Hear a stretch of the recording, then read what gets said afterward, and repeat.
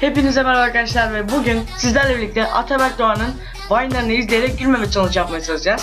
Arkadaşlar bir önceki yapmış olduğum gülmeme challenge'larda çok fazla güldüğümü iddia edebilirim çünkü video bakarsanız geçtiğimiz videoları anlarsınız. Bayağı gülmüşüm, Remix adam olsun falan filan. Arkadaşlar inşallah bunda başarılı olurum ve gülmem. Hemen video geçiş yapmak istiyorum. İyi seyirler diliyorum, inşallah eğlenirsiniz.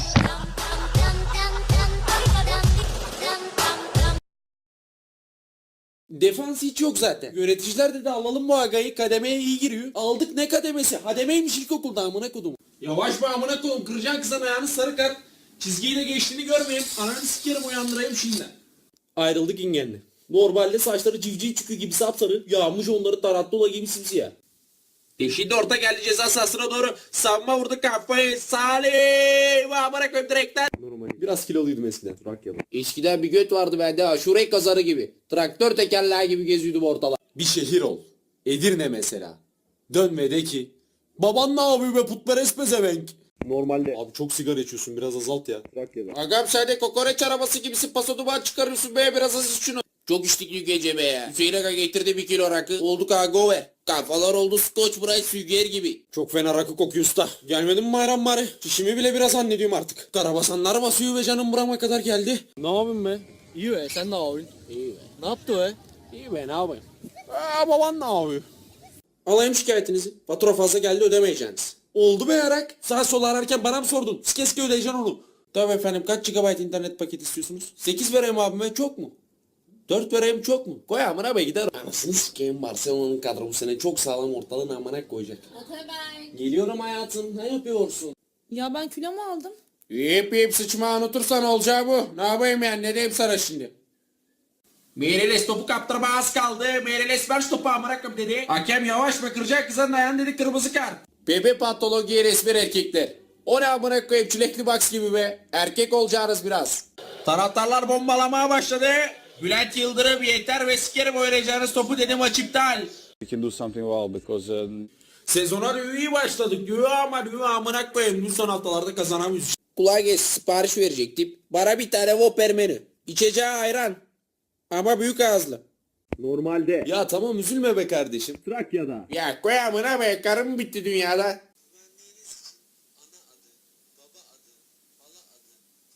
Yok ananın amı.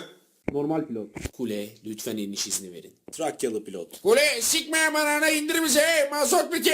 Gençleri namaza teşvik etmeliyiz. Alıştırmayarız kızanları namaza, sonra bütün gün kumar oynamaya, bira çekelemeye gidiyorlar. Alpay, baban nerede be oğlum? Yine mi ağırda bu be? Bıkmadım eşekleri pandiklemeye bu. Aşkım ne yapayım be? Yanında olsam ne yapıyorduk şimdi? Sevişir miydik? Öper miydin beni? Yapma be. Charlie ısıtır bakayım. Abi. Hey. Charlie sikeyim tohumunu koparacağım parmağımı. Efendim aşkım, ayrılıyor musun? İlkokuldayken kuzeninle çıkmışım. Edirne Spor olsak Türkiye Kupası'nda Barcelona ile eşleşiriz, kısmete bak. Hayır, sikmeyeyim sizin olmayan beyninizi. Kan benim, damar benim, kan benim, damar vermeyeyim, kan amına koyayım. Normalde. Şu değişkenlik psikolojisini at üstünden ya, her gün başkasın. Trakya'da. Dün başkasın, bugün başka, sokayım böyle aşka. Dur abi, bırak Sahralı oynaşmayı, gel açık buraya, keresteleri taşı. Bir daha da ağaca sıçtığını görürsen sikerim kafatasın seni, gel buraya. Bana diyor ki kadın erkek eşit olmalı. Kafaya gidiyoruz daha bir kere hesap ödemedi. Sokayım böyle eşitliğe adaş. Buradan sağa dönünüz. Pardon, sola dönünüz. Ya karar ver lan, sağ mı sol mu? Bağırma bana, sıkmayın beni. Ulan senin götünden kan alacağım ben yavşak.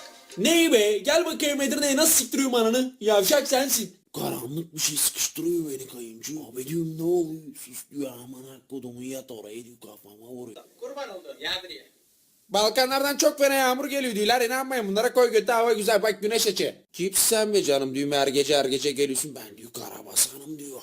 Yapıyor bana bak, dedim sikme ama ananı sik. Baba, babacım, dünyanın en karizmatik babası. Param bitti. Ne içeceğiniz kanki, ne koyayım? Ne var? Kahve koyayım. Yok başka. Çay koyayım. Yok be başka. Ananı amına koyayım, ne istiyorsun başka? Ananı sikeyim ana lan.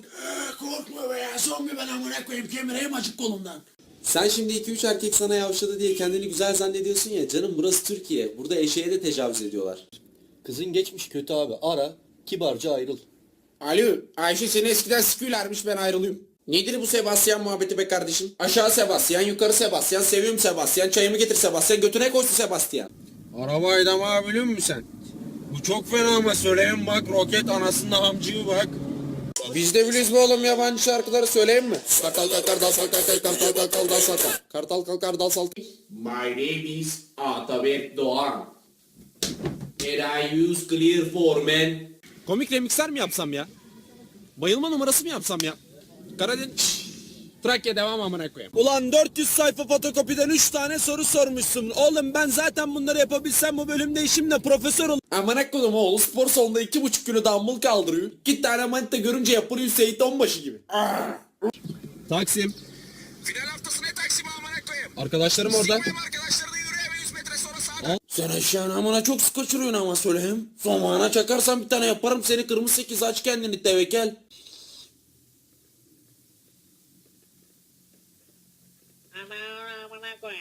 Bugün geldik burayı tablet dağıtmaya. YouTube'a girdiğini görmeyin bak hadi. Satmayacaksın ha, bunu söyleyeyim şimdiden.